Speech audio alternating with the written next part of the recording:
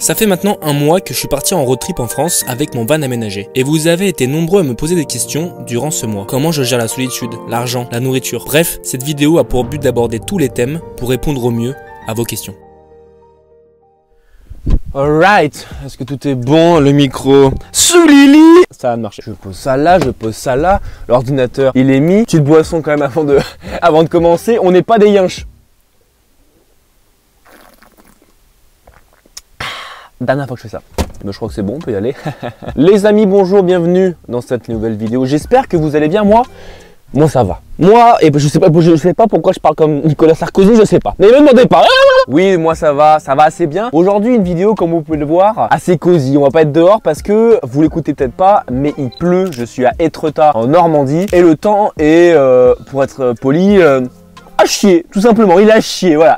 Et du coup, comme vous l'avez vu en introduction, je me suis dit, bah c'est le moment de sortir la caméra, d'être trop chaud. On sort les Kinder, on sort les chocolats chauds, on se met sous la couette, et puis on parle entre nous tranquillement. Enfin, après là, je parle plus tout seul qu'autre chose parce que je suis à 700 km de mes proches, je suis tout seul à l'autre bout de la France et je suis dépressif. Et puis il pleut, quoi, donc c'est encore pire, et puis je suis seul.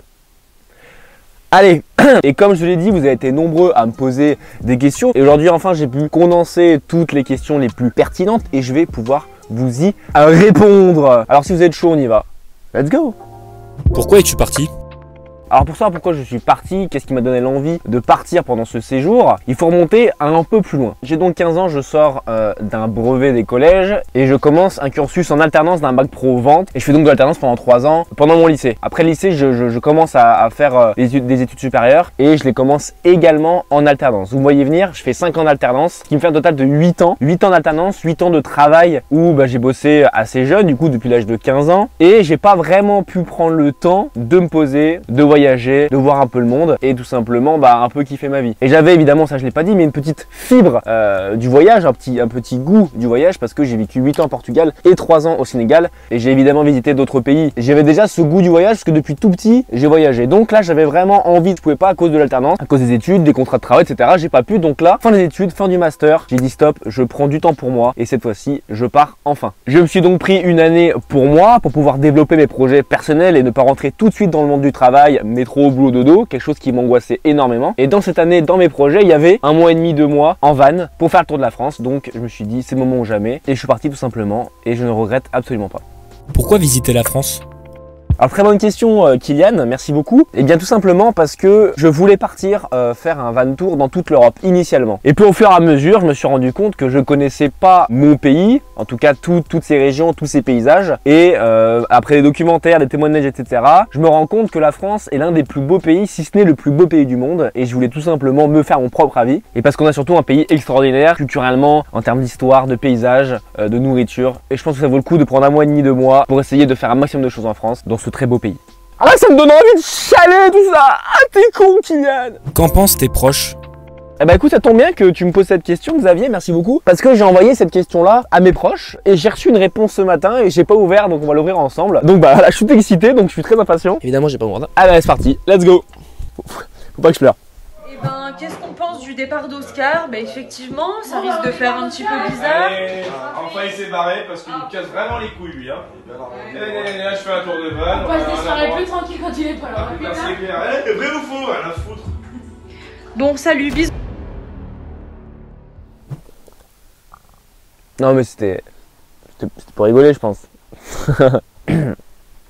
Allez, question suivante là. Où est-ce que tu fais tes besoins ?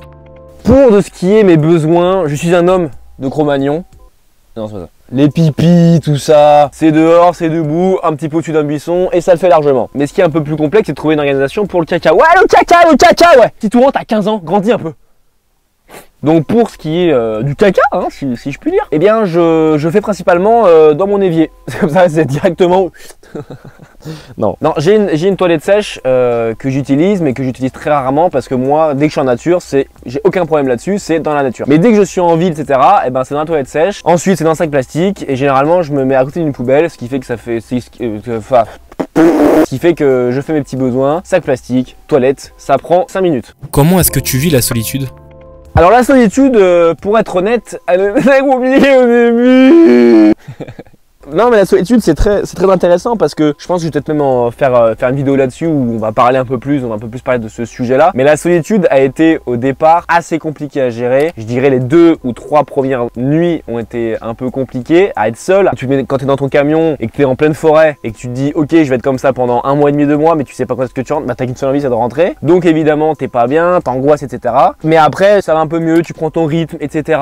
T'es ton propre agenda, hein, c'est toi qui dois te motiver. Dès que tu as trouvé ce rythme là de les soirs c'est comme ça que je m'organise, je me programme ma journée la veille pour ça, je fais ça. En gros tout est une chorégraphie mais au début t'arrives dans le van et en plus évidemment j'avais aucune expérience là-dedans donc t'arrives tu sais pas quoi faire. Donc au bout de quelques jours tu commences à avoir tes petits rituels, un petit peu à faire ta vie. En gros être seul ça fait mal au début parce que t'es dans tes réflexions, t'es dans tes angoisses et il y a que toi pour gérer ça. Mais une fois que t'as passé ce step là des angoisses etc. et quand t'as accepté d'être seul et quand t'as accepté d'avoir une réflexion sur toi-même et bah derrière ça va beaucoup mieux parce que tu te comprends mieux et t'es beaucoup plus confiant et beaucoup plus serein pour la suite. Que pour moi je pense que ma solitude a des limites parce que ça fait 1 mois que je suis parti et ça y est je commence à avoir mes proches commencent à me manquer, mes amis commencent à me manquer, mes activités que je pouvais faire avant sportives commencent à me manquer donc je sais qu'il y aura une limite à un moment donné. Mais en revanche la solitude a énormément de bien pour pouvoir être plus confiant et pour pouvoir mieux appréhender la suite. Ça j'en suis convaincu.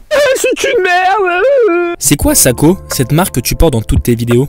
Ah bah merci beaucoup, excellente question Cristiano, merci beaucoup. Eh bien Sako c'est une marque de vêtements qui m'accompagne dans toutes mes vidéos, que ce soit avant, pendant mon voyage en van ou après pour mes autres concepts de vidéos, ils vont constamment m'accompagner. C'est une marque de vêtements streetwear, skatewear qui est lyonnaise, qui est française. Le textile lui il est européen, il est fabriqué en Belgique et ensuite les impressions sont en France, à Lyon. Voici ce neuf là, trick, on est là. C'est une marque très stylée, donc plus de ça elle est française, elle est responsable et les vêtements sont quand même, on va pas se mentir, assez stylés. Alors si ça vous intéresse et si vous êtes un petit peu curieux, allez voir sur leur Instagram ou sur leur site internet, le lien est dans la description, c'est extrêmement stylé et je ne dis pas ça parce que c'est la marque de mon grand frère. Absolument pas, absolument pas. Comment as-tu financé ce voyage? Et bien pour financer ce voyage, j'ai principalement utilisé l'argent de la drogue. Beaucoup de contrebande, hein, vraiment, non, c'est que l'illégal. Que de l'illégal, de l'illicite, du sang, de la haine, beaucoup de choses. Voilà.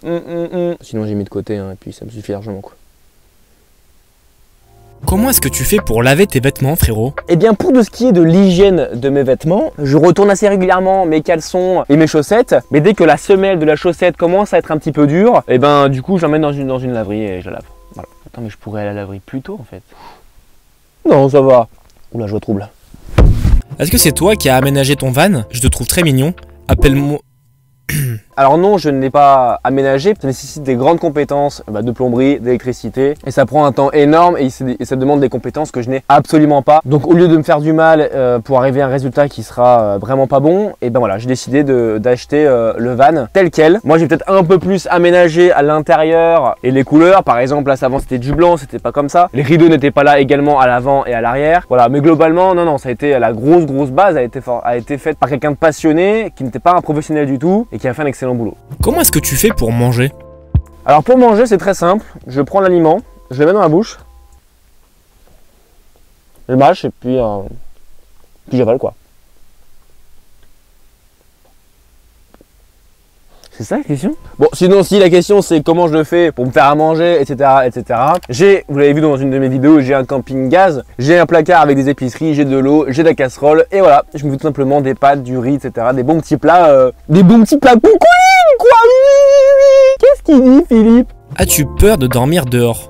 Alors non, j'ai pas fondamentalement peur de dormir dehors parce que je suis quand même assez bien en sécurité, j'ai quand même un fourgon aménagé. Surtout que j'ai pas la pression du tout d'être dans la rue. Je suis vraiment dans mon cocon, j'ai vraiment l'impression d'être dans un petit studio. Donc le côté rue, moi je l'ai pas et j'ai jamais vraiment peur puisque je me mets jamais à un endroit où je sens pas, où j'ai pas de feeling. Donc là-dessus non, ça m'arrive jamais d'avoir peur. Comment est-ce que tu trouves tes endroits pour dormir? Et ben pour dormir, j'utilise évidemment une application très connue qui s'appelle Park Fortnite. Mais quand je vois que le spot... Alors j'utilise du vocabulaire de vanlifer, hein, vous m'en voulez pas. Ça fait un mois maintenant. Je suis dans un autre monde maintenant, ça y est, je suis un vanlifer, je suis désolé. Donc quand le spot, il y a un petit peu trop de monde, soit je vais chercher autre chose sur Park Fortnite. Mais des fois, je vais même pas du tout aller sur Park Fortnite et je vais tout simplement me balader dans le coin où je souhaite dormir, dans le périmètre dans lequel je souhaite dormir. Comme je vous disais la question avant, j'y vais un petit peu au feeling. Je regarde si je me sens bien ici ou non. Si je me sens pas, et ben je fais encore 2-3 km en plus. Et si je le sens bien et qu'il y a un coin qui est pas mal, hop, je me mets là. Donc c'est Park Fortnite ou au feeling, tout simplement. Est-ce que tu as un chauffage et comment tu fais pour te réchauffer? Alors non, j'ai pas de chauffage. Et là vous avez, je vous mets 2 photos de mes 2 derniers réveils. Voilà, donc ça caille un peu quoi. Alors vous allez me dire, mais comment je fais pour me réchauffer? Eh bien tout simplement, je mets beaucoup de couches en fait pour dormir.